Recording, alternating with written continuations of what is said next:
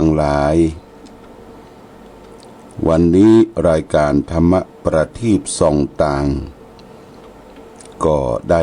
มาพบปะกับพ่อแม่พี่น้องศรัทธาสาธุชนญาติโยมแห่งครั้งหนึ่งวันนี้เป็นวันอังคารที่6เดือนตุลาคมพุทธศักราช2563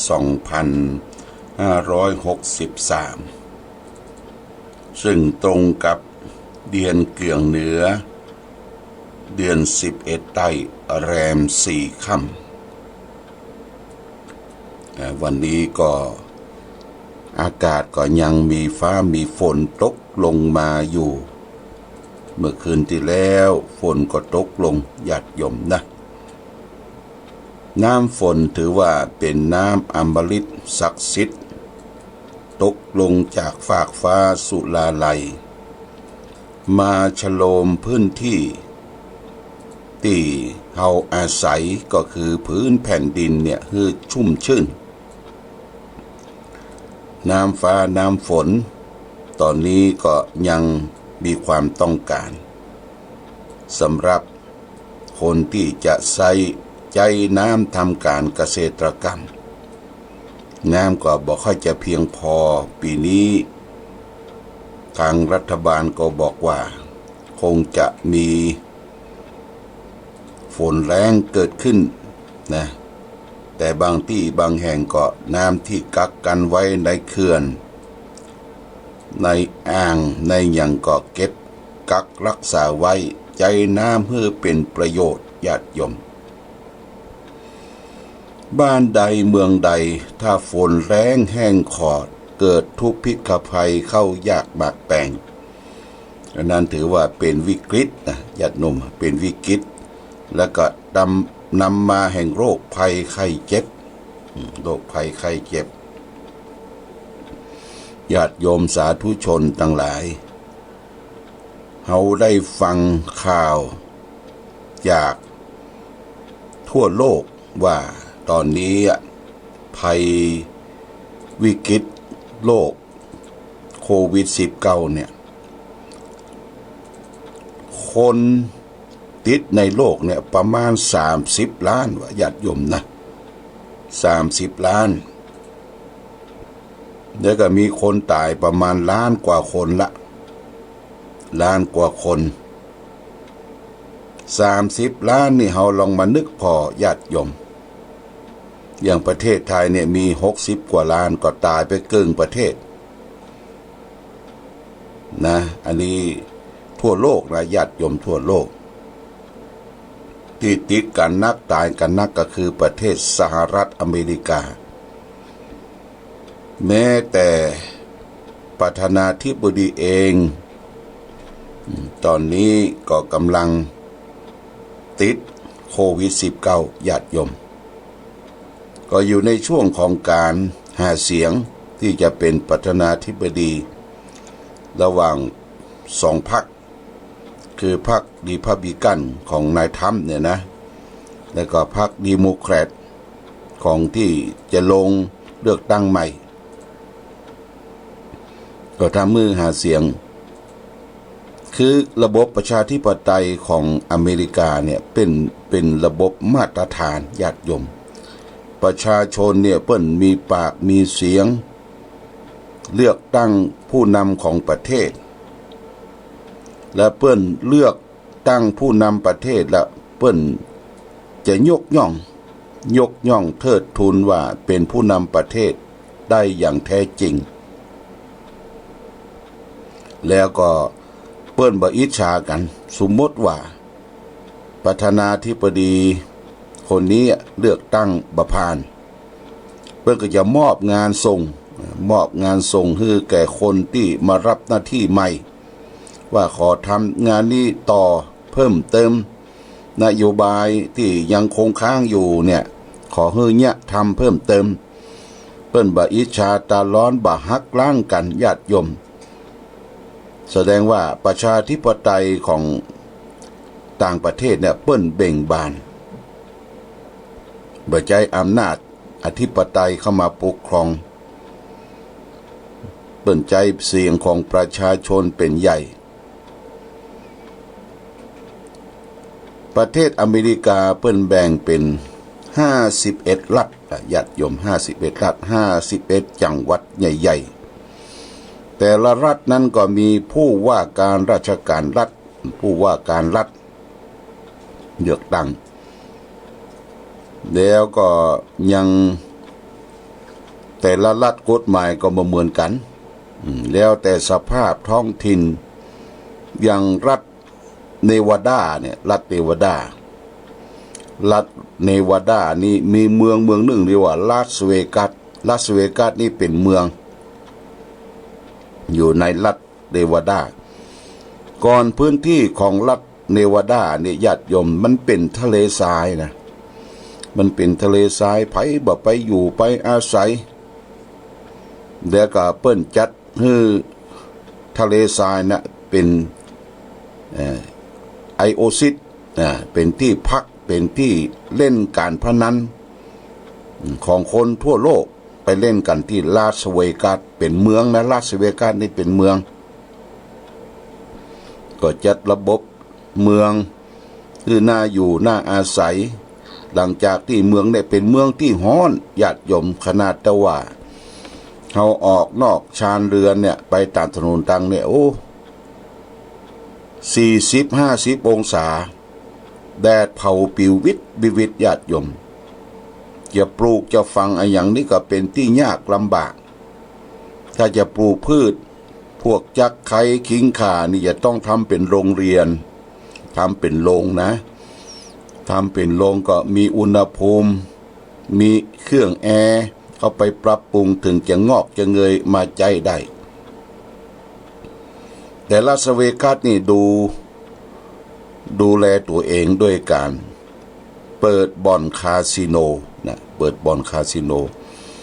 แต่คาสิโนของเปิ้นเนี่ยศักดิ์สิทธิ์ที่ว่าศักดิ์สิทธิ์น่ะเปิ้นบ่ฮื้อละเอกละอ่อนเนี่ยเข้าไปเยี่ยมกายไปจ่อมไปเล่นเปิ้นจะมีทุกแห่งทุกหนนะมีทุกที่ญาติโยมอย่างชลอตแมชชีนเครื่องที่ไปจ่อมเนี่ยนะอย่างที่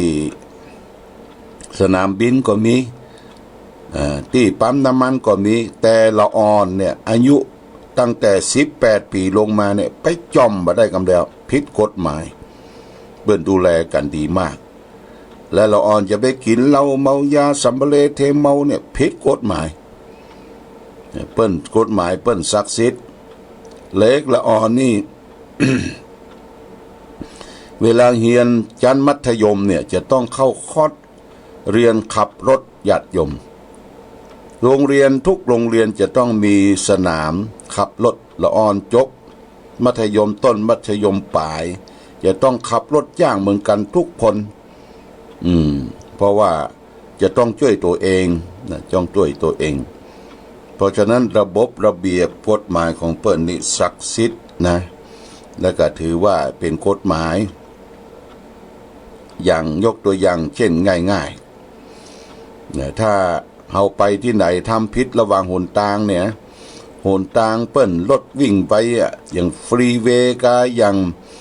ถนนหนทางที่เปิ้นฮื้อวิ่งเวยกะฮื้อวิ่งจ้ากะต้องไปตามระบบของเปิ้นถ้าหนทางเปิ้นฮื้อวิ่งจ้าอย่างโซนสคูลอย่างโรงเรียนต่างๆนี่นะเกิดไปวิ่งเวยเนี่ยเปิ้นจับยับนะจับยับวิ่งเวยบ่ได้บ่เกิน30-40นะแล้วก็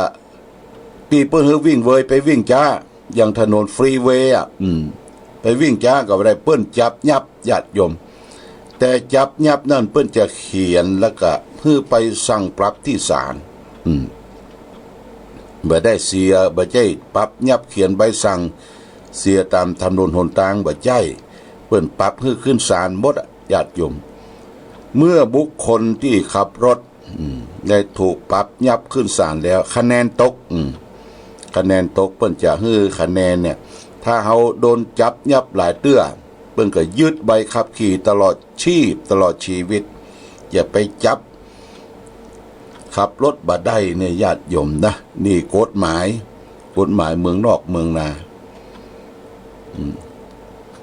นี่ก็ เป็นเรื่องที่เกิดขึ้นว่าโลกเขาเนี่ยมันกำลังเปลี่ยนแปลง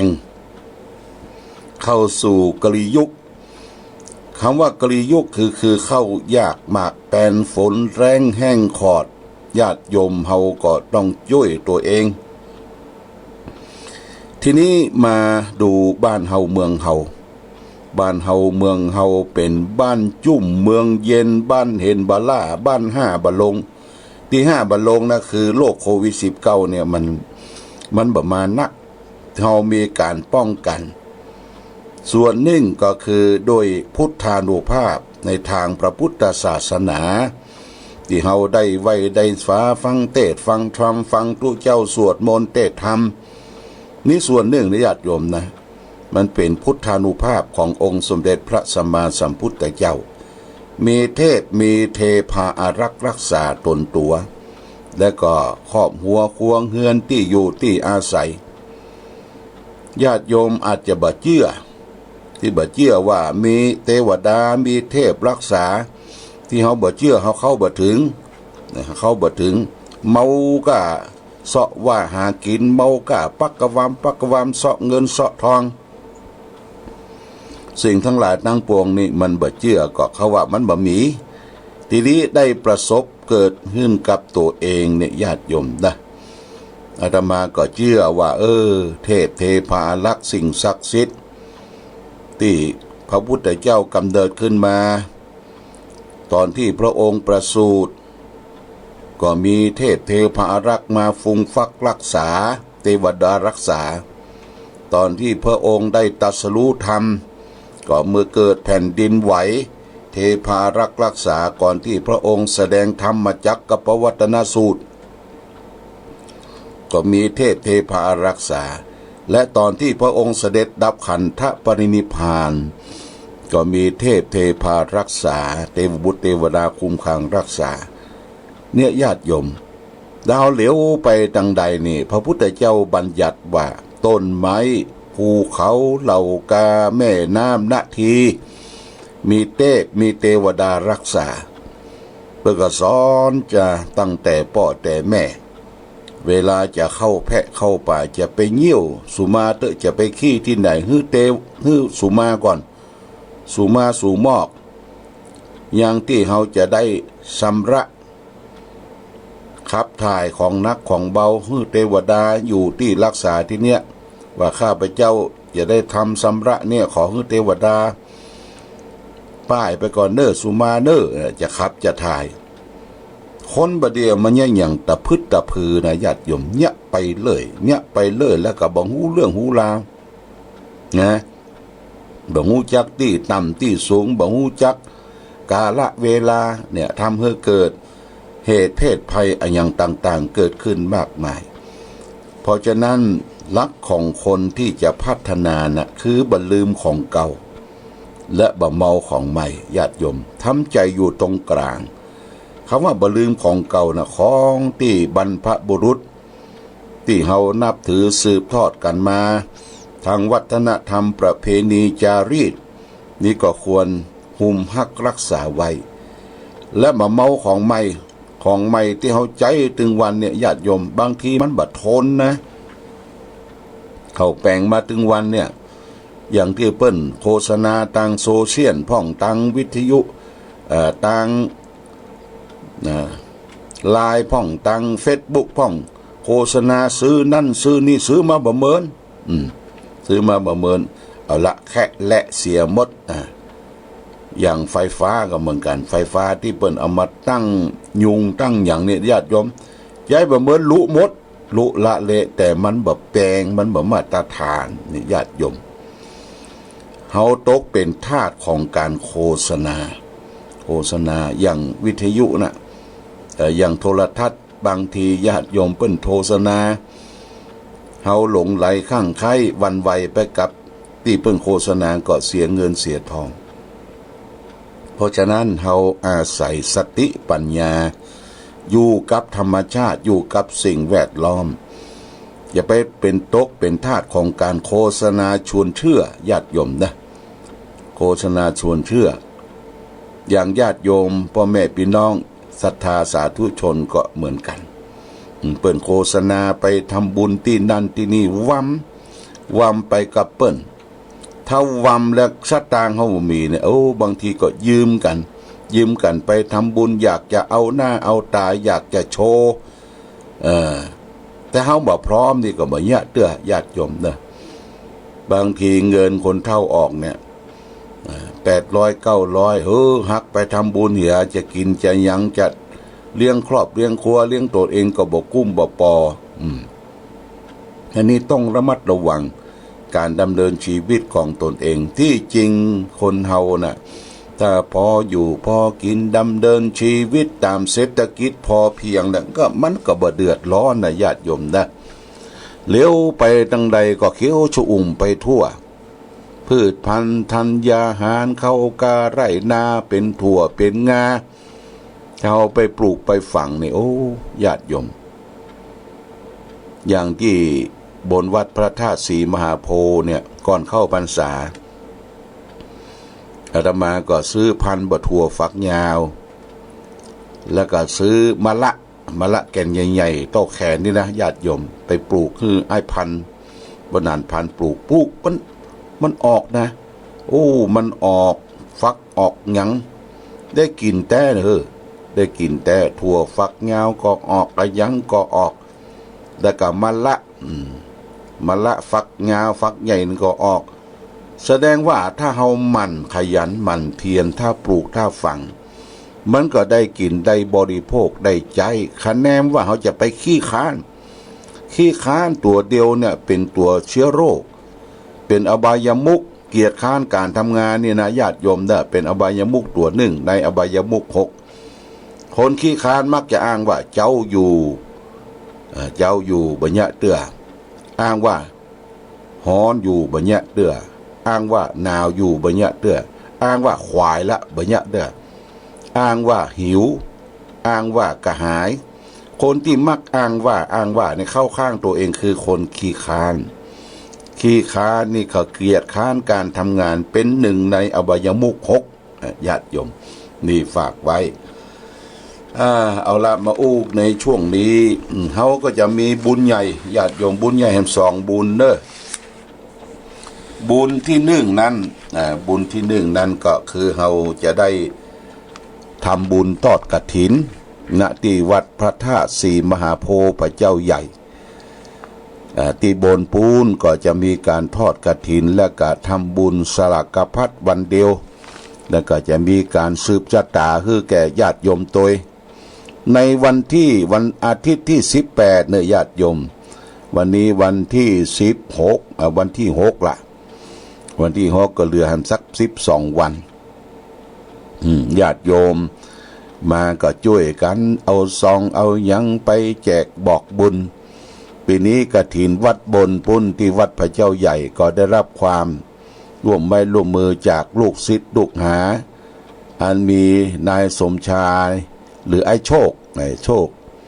แล้วก็พร้อมโดยครอบครัวญาติมิตรก็ได้จัดเป็นประธานองค์กฐินได้อาราธนานิมนต์หลวงพ่อเสือตาทิพย์จากปุ้นวัดดอนใหญ่จากสิงห์บุรีหลวงพ่อเสือเพิ่งก็ขึ้นมาทุกปีมาปลุกเสกมาฮือข้อคิดฮือธรรมะฮือของดีในวันทอดกฐินนะญาติโยมนะวันที่18เป็นวันอาทิตย์วันที่17เป็นวันเสาร์เดือนนี้นะญาติโยมเฮามาจุ่มแต่งดาองค์กฐินที่สำนักปฏิบัติธรรมเด้อวันนั้นเฮาก็มาให้บางหอมแปลงผ้าแปลงองค์กฐินปฏิบัติธรรมแล้วก็กินข้าวน้ำข้าวตอนเรียบร้อยแล้วก็แต่งดาองค์กฐินเพื่อจะได้แห่จากสำนักปฏิบัติธรรมเนี่ยขึ้นไปทอดและก็ทำบุญสลักกพัดซึ่งอาตมาก็ยังเป็นผู้ที่ปรึกษาท่านเจ้าคณะตำบลโป่งน้ำร้อนท่านพระครูสถาพรธรรมพิสิทธิ์ก็รักษาการเจ้าวาดที่บนวัดพระธาตุศรีมหาโพธิ์ก็ได้ช่วยกัน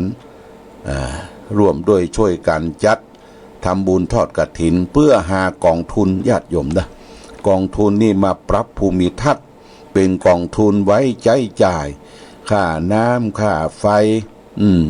แล้วก็ค่าซ่อมแซมบำรุงองค์พระใหญ่หลายอย่างแล้วก็ค่าผู้ดูแลนี่เราตั้งคนดูแลเนี่ยตลอด24ชั่วโมงดูแลเรื่องการสูบน้ำดูแลเรื่องฟืนเรื่องไฟการตบการแต่งทำความสะอาดนี่มีความจำเป็นถ้าเราแปลงเราทำไว้ทิ้งไว้ละคะนี่บ่ใจและญาติโยมนะมันก็จะบ่เป็นผลประโยชน์แก่หมู่เฮาและท่านทั้งหลายเพราะฉะนั้นวันที่17เดือนตุลานี่เฮามาจัดแต่งองค์กฐินไผจะให้จะหอมส่วนที่บนวัดพระธาตุศรีมหาโพธิ์นี่ก็ร่วมด้วยช่วยกันได้ติดต่อบริจาคให้หอมที่อาตมาภาพหรือที่ท่านพระครูสถาพรธรรมพิสิทธิ์วัดเทพอำนวยหรืออย่ามาแจ้งจำลงประสงค์ที่คุณสายใจ